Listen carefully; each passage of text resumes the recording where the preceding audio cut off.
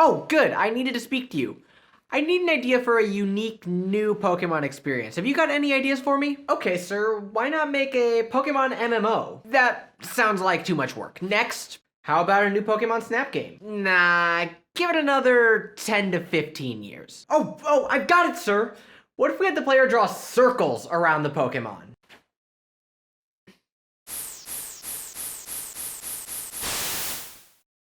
Pokémon Ranger is one of the more bizarre Pokémon spin-off titles.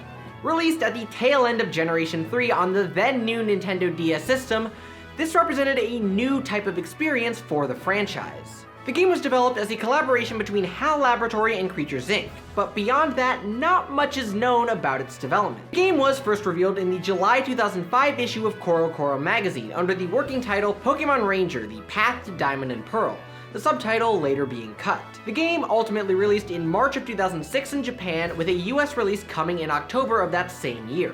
Around the same time, a set of episodes of the Pokemon anime aired that featured one of the titular Pokemon Rangers. Another Ranger was also the focus of the 9th Pokemon movie.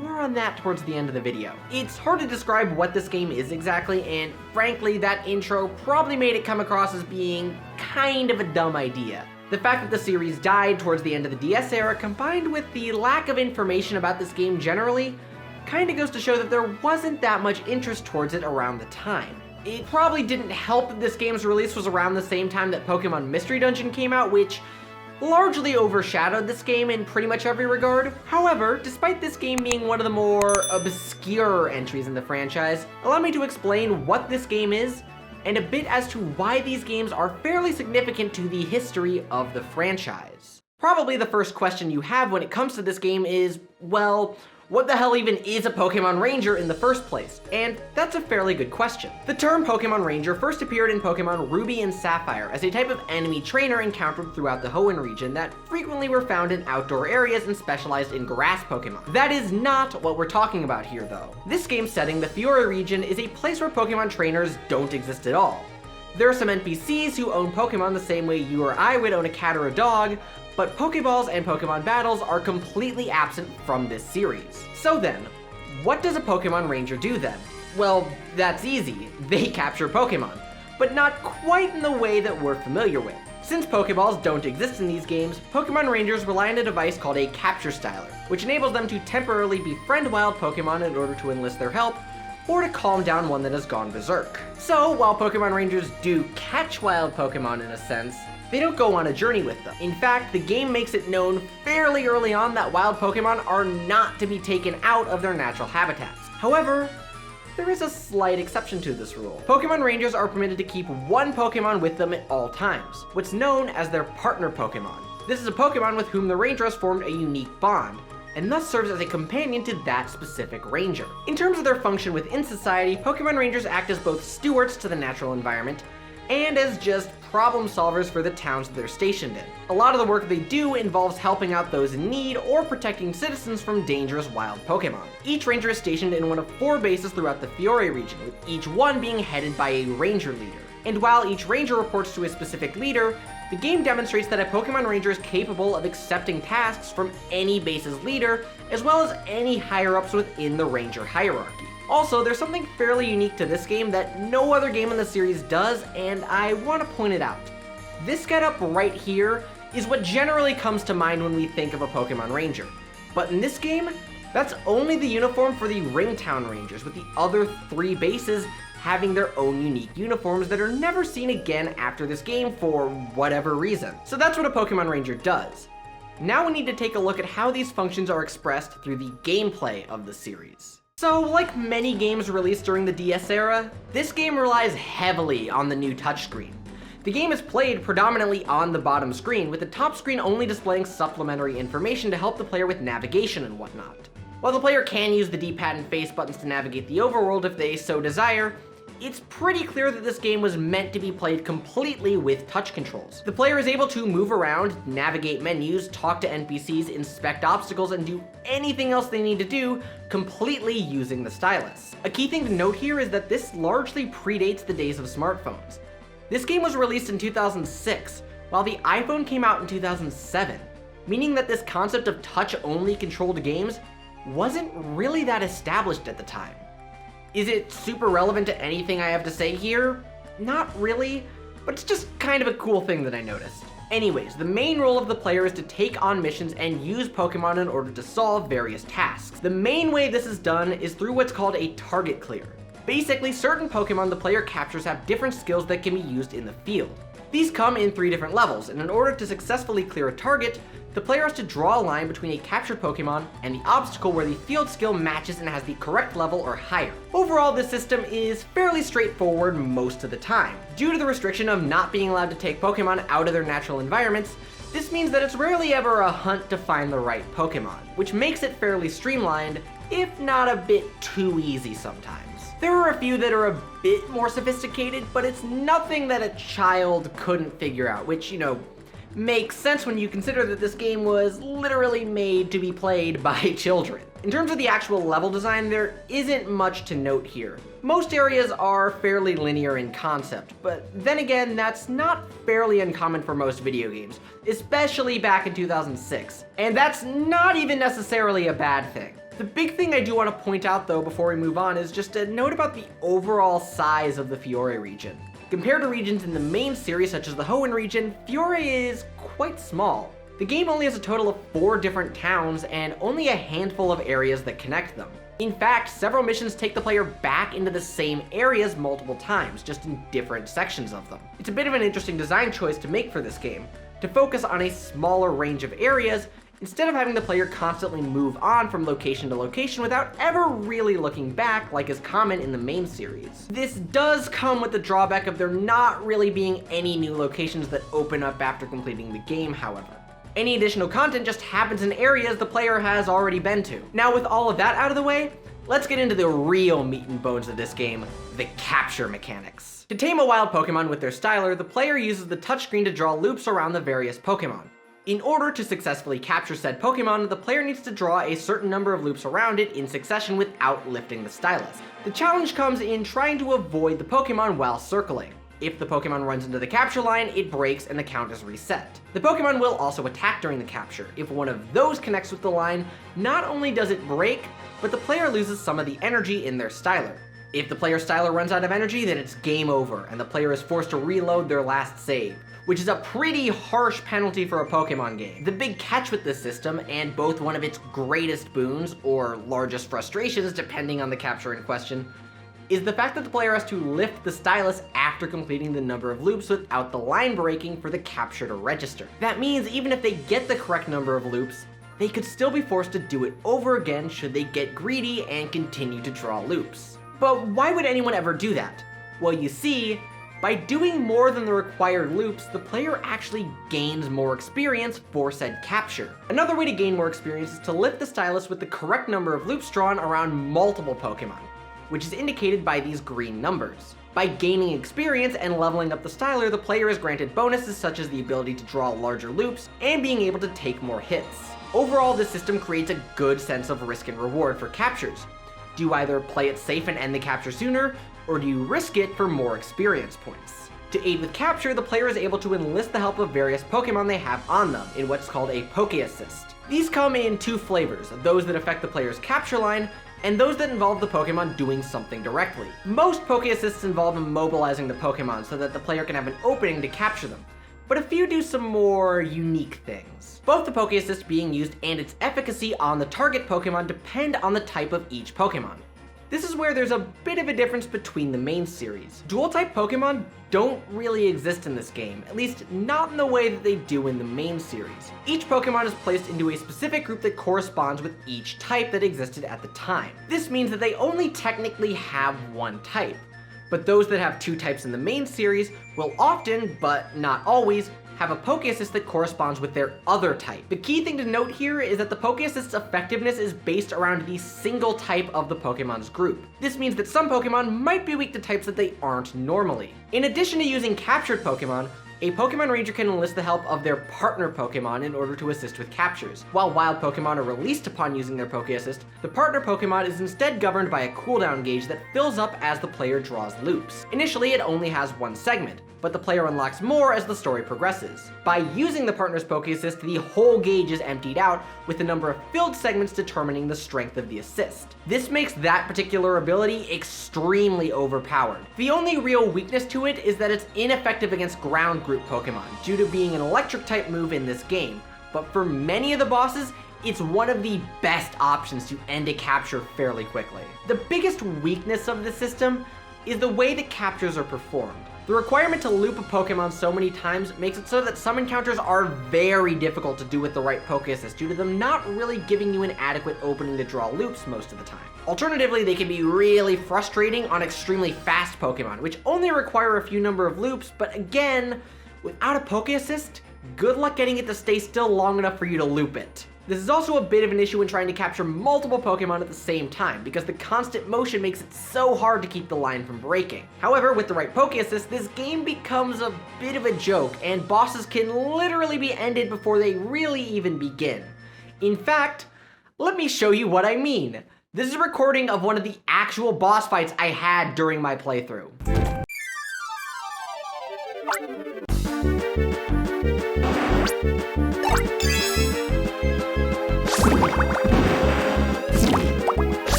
So overall, the system is fairly novel, but a bit clunky and unrefined. It works, but it could be a bit better. Okay, so that's everything about how this game plays.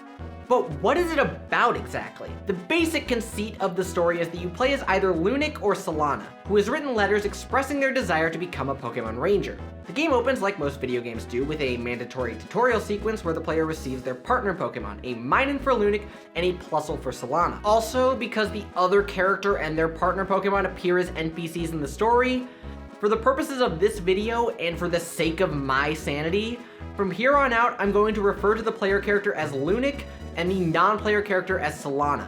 The same goes for their partners. Minun is the player's, whereas the Plusle belongs to the NPC. The majority of this game's plot revolves around a group of criminals called the Go Rock Squad. They appear fairly early on in the game, where they end up stealing a new prototype styler from Professor Hastings, the chief of technology for Pokemon Rangers, during the events of Lunik's first mission. Oof. Not a great first look there, buddy. In the subsequent missions, their plans start to take more and more shape. Lunik, due to his inexperience, isn't assigned many missions directly related to the Go Rock Squad like many other Rangers are, but they still show up in the background, almost like they're observing the Rangers, trying to learn something from them. The second mission sees a guy who is clearly a Go Rock Squad member trying to control a Machoke, but struggling pretty hard to do so. What we find out later is that these Elton John rejects, who, remember, stole something from Professor Hastings at the start of the game, did so in order to develop their own type of styler. It becomes very clear that the main conflict between the two groups isn't just a battle between do-gooders and a group of criminals, but a clash of ideals of sorts. The Go Rock Squad see Pokemon as merely tools to use towards their ends, whereas Rangers see Pokemon as their friends. The super stylers used by the Go Rock Squad are basically hypnotizing the Pokemon and seem to turn them hostile, whereas the capture stylers of the Rangers utilize the Rangers' sense of justice to transfer feelings of friendship to that Pokemon. We see this on full display in the mechanics as well. Pokemon that are controlled by the Go Rock Squad are automatically released upon capture by a Ranger, indicating an altered state of mind which the capture styler cancels out, further showing the opposite nature of these two groups. In terms of what they want to control Pokemon for, it's a bit unclear at the beginning. Early on, they come across similar to Team Rocket, where their main goal just seems to be making money using Pokemon, but there's a bit more at play here. This is first shown during an encounter with the group's admins, the Go Rock Quads, who always introduce themselves with a musical performance and control Pokemon with stylers shaped like musical instruments. During the first meeting between Lunik and the Quads, the leader of the group, Billy, claims that the group intends to create the ultimate styler in order to, quote, put an end to the history of Rangers. So what we know so far is that the two groups are at odds with each other ideologically, and what the Go Rock Squad wants to do is get rid of Pokemon Rangers for some reason. Some more insight into the origins of this animosity happened during Mission 6, where our boy Lunik helps escort an old man named Gordor who got lost in the woods. As the two are together, they run into a Murkrow, who Gordor assumes is mocking him, and he goes off on it. Also, he condescends to Lunik and the Rangers quite a bit, and at the end wonders if the Go Rock Squad are actually evil, or just misunderstood. All of which are likely purely coincidental. In case it wasn't clear from this part of the game, it's later revealed that this guy is the leader of the Go Rock Squad. I know, right? Shocker that the guy with the evil laugh animation turns out to be the bad guy. Honestly though, this moment works really well because it gives the game time to flesh out the main villain and give some insight into his character, instead of how some characters like Giovanni basically show up at a few points in the game and then just disappear. Another insight into the plans of the Go Rock Squad comes from a small piece of dialogue from both the Go Rock Quads and Gordor during the first encounter with each of them. Both of them briefly make mention of a legendary Pokemon. This of course sets up for what is essentially the big turning point of the story, where all of this really starts to come into focus. This involves a place called the Jungle Relic, the home of the 4 challenges. However, it's rumored that something bad would happen if the 4 are cleared, which is why other rangers who have attempted them only clear 3. Anyways, Lunik and Solana go in and complete 3 of the challenges, and by that I mean Lunik goes in and completes them, and Solana stands back and watches, like she does every time she and Lunik are together in this story. Either way, after this, Solana suggests to Lunik that they should check out the 4th trial, but not clear it. Definitely not gonna end up clearing it. They will. However, on their way there, the 2 run into the Go Rock Quads. They explain how the Charizard in the chamber is in pain, and how thus the role falls on the 2 Rangers in order to calm it down. They do this, and well, what do you know? That was the 4th trial. Oops. This moment honestly works to characterize the Rangers quite a bit because it characterizes their overall sense of justice and how they would always help a struggling person or Pokemon. Anyways, after this, what happens is that the legendary Pokemon Entei, who had been sealed away in the temple, is reawakened. This is where the characters learn that Gordor is the leader of the Go Rock Squad and that his plan is to capture Entei, which thankfully our heroes managed to thwart, thus averting the imminent disaster then. Anyways, towards the end of the game, after some minor base infiltration, we finally learn what Gordor's plan is. At the top of the Fiore Temple, we see that Gordor has completed his ultimate styler, the Power Styler. This is where he reveals his plan to use the legendary Pokemon in order to trigger natural disasters, which then the Go Rock Squad would go in and stop them, thus making them the new heroes of Fiore and rendering the Pokemon Rangers irrelevant. This, however, goes awry as Lunik manages to capture both Raikou and Suicune, which Gordor claims isn't that big of a deal because he still has Entei. And while he's monologuing, both Plusle and Minun start jumping on the Power Styler, causing it to break. And this moment, well, it frankly encapsulates quite a bit about what this game is trying to say about the relationship between people and Pokemon. In essence, it's with the help of Pokemon that the Rangers succeed over the Go Rock Squad in the first place. Victory was impossible without them. And this isn't something that Lunik or Solana commanded their Pokemon to do either. They kind of just did it on their own. Anyways, the antics of these 2 adorable little troublemakers cause Entei to break free of Gordor's control and turn on him. And wait, pause for a second. What exactly do you think the Rangers would do in this situation?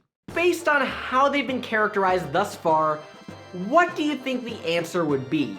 If you guessed that they would let Entei burn Gordor to death, then you would be wrong. This game is for children, and frankly that sends a terrible message. So yeah, Lunik ends up capturing Entei to calm it down, which allows Gordor time to escape, but at least he doesn't die. The duty of a Pokemon Ranger is to protect those who are in danger, regardless of who they are or what they've done. This is something that Solana actually questions after the final boss, to which their leader, Spencer, assures her that they did the right thing. Now, the only thing that hasn't been answered is why Gordor hates the Rangers so much. And what we see is frankly kinda interesting. On his way out, Gordor runs into Professor Hastings, where we learn that his ultimate motivation was due to the fact that he always played second fiddle to Hastings, always living in his shadow. He did what he did not out of malice, but out of jealousy, to prove that he was right, that his ideas were better than those of the man that he spent his whole life watching succeed where he didn't. And that's the plot of Pokémon Ranger. After this we have a little victory celebration and the credits roll. But is that it? So something I've been a bit neglectful to mention up to this point is exactly how short this game is. Like, it takes less than 10 hours to clear the main plot if you know what you're doing. So the question arises then, what optional content is there for the player after completing the game? Well, the first and most obvious is filling out the Ranger browser, this game's version of the Pokédex. In fact, there are some Pokemon that only appear after completing the main story. But beyond that, there are a few things. By reloading their save file, the player is able to take on 3 additional missions that involve capturing the legendary Pokemon Kyogre, Groudon, and Rayquaza, which serve as sort of a post-game challenge to the player. In addition to this, the game adds a new feature called the Ranger Net, which features a series of additional missions which involve capturing the mythical Pokemon Deoxys, Celebi, and Mew. Just like the post-game missions, these are all fairly short and offer a little bit of more content, but nothing super noteworthy. Obviously though, those who are familiar with this game know that there's something else to do that's fairly important to the core identity of this series. And that is the secret 4th mission found in the Ranger Net. By pressing the correct button combination and then entering a special code, the player gains access to Recover the Precious Egg, which revolves around trying to retrieve a Manaphy egg from some of the remnants of the Go Rock Squad. There are some references here and there to elements featured in the 9th Pokemon movie, Pokémon Ranger and the Temple of the Sea, but there's nothing that directly ties the events of this game to that movie. The characters of Jack Walker and the Phantom are completely absent, instead consisting of Lunatic and Solana chasing the grunts around in a circle. I guess if there's anything to take note of here, it's the fact that Gordor appears at the end and says a bunch of stuff to the Rangers about how he's done some reflecting since the end of the game, and has since decided to try to atone for his crimes.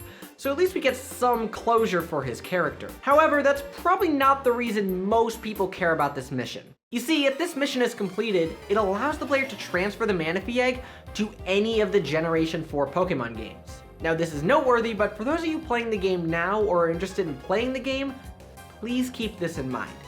You can only transfer 1 copy of the egg per physical cartridge, meaning that there are only so many legitimate Manaphy eggs that ever existed. Well, kind of. You see, if you've got special hardware or homebrew capabilities on the DS or 3DS system that you're playing the game on, you can hypothetically wipe the game's save data. Meaning not just your save data, but everything that's saved back to the cartridge, including the status of the Manaphy mission. That does mean you have to play the whole game over though, so if you really want the Manaphy egg for some reason, you'd be best to completely erase the save before you start your playthrough. Also, don't play the Wii U Virtual Console release either if you want a Manaphy from it. While the mission is playable, due to not having the infrastructure set up to communicate with the Nintendo DS, it's impossible to transfer the egg over to a cartridge. Although again, theoretically with the power of homebrew, it's possible to get the save file for the game off of your Wii U console and onto a physical cartridge if you have one. Also, this is probably worth mentioning, I would highly suggest anyone who's considering using homebrew or custom firmware to do this, please make sure you consider all of the risks associated with this process before you do it. If you're not careful, you can permanently brick your system and possibly corrupt your game cartridge. I'm not saying that you shouldn't do this, just don't say I didn't warn you beforehand. Either way, however, barring extraordinary measures, it's very difficult to find a legit Manaphy egg these days. And sure, we can talk about how if this happened today, it would be seen as scummy and manipulative. Hell, we got that with the Pokeball Plus when that was the only way to get Mew in Let's Go Pikachu and Eevee. But for Ranger at the time, this really wasn't seen as that. The game wasn't really marketed as having this in it. It was just something that was tucked away in the game's code and later revealed ahead of the release of Diamond and Pearl. In fact, this mission isn't even available in the Japanese version at all. Pokémon Ranger stands on its own. It doesn't need this to be a fun time. This was just a cool extra. Also, for what it's worth, there were several distribution events during Generation 4, so there were other ways to get Manaphy. Also, if we want to talk about locking content behind a paywall, the Pokemon Company has been doing this in Japan for years. They literally tie mythical Pokemon behind buying a ticket for the Pokemon movies. The only reason this doesn't happen in America is because the Pokemon movies don't tend to get theatrical runs in the US. When Pokémon Ranger and the Temple of the Sea premiered in America, it aired on Cartoon Network. Not something you can do a distribution event for, especially considering that the DS era was still characterized mostly by local distribution events. Ultimately though, this game doesn't have the most expansive array of post-game content, especially compared to its sister release, Pokémon Mystery Dungeon, which had all sorts of challenge dungeons to explore after completing the main story. However, despite this brevity, I think it's fair to say that this post-game content, if for nothing else than the Manaphy egg, is still fairly significant. Okay, so overall, how does this game stack up? isn't as good as some of the more well-known spin-offs like Mystery Dungeon. You see, I'm not sure if I can necessarily say that. The main gameplay loop is a bit repetitive, even more so than Mystery Dungeon, and don't get me started on the music. There's a good reason why a good chunk of the music in this video is from the Gates to Infinity soundtrack, and that's not just because that game has the best soundtrack of any Pokemon game out there. I did use a few tracks from Ranger that I did like, but overall the soundtrack is just kind of bland if you ask me. All of that being said though, I'd be lying if I said I didn't have a great time with the game. Yeah, I don't like the capture mechanics in this game all that much, and trust me, we'll talk about that in a bit more detail in the future, that's for sure. But this game is, at a minimum, a good first step for these games, and next time we're going to take a look at where the series went from here and how it improved upon the foundation set in this entry. Subscribe and ring the bell so you get notified when that happens.